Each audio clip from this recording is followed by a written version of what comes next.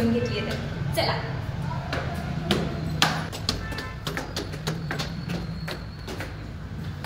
चला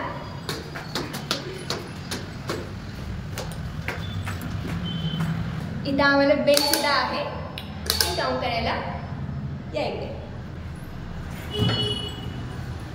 ही आहे आमची रूम.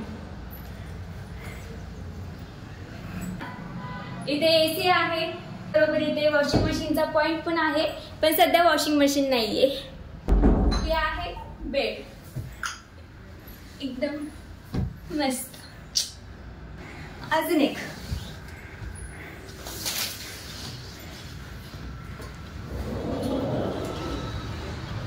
आणि इकडचं वातावरण पण खूप मस्त आहे बरं का.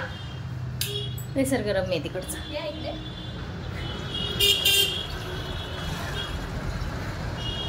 आहे ना मस्त. आम्ही भक्ती निवास मध्ये इथे स्टे केलेला आहे. पूर्ण 4 दिवस आम्ही इथे स्टे केलाय. आम्हाला हे भक्ती निवास तर खूप आवडलाय. तुम्ही सुद्धा नक्की या जर तुम्ही इथे दर्शनासाठी वगैरे येत असतात. अजून एक तुम्हाला मी दाखवते.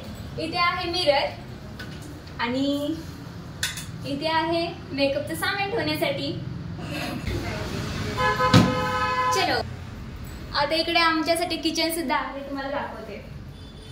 हे आहे किचन. इथे जेवण करण्यासाठी लंच वगैरे लंच ब्रेकफास्ट काय जे असेल ते करण्यासाठी. या जाऊ की मग मस्त. इकडे सुद्धा बाल्कनी. इथे ड्राय बाल्कनी आहे तुम्हाला दाखवते.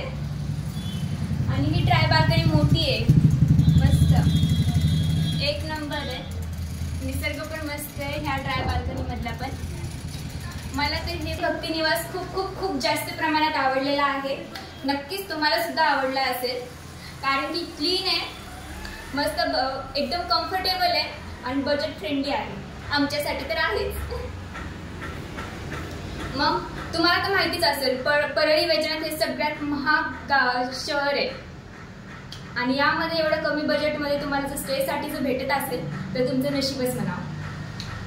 चला आता आपण इथेच थांबूया. भेटूया आपण पुढच्या ब्लॉगमध्ये. सध्यासाठी बाय बाय.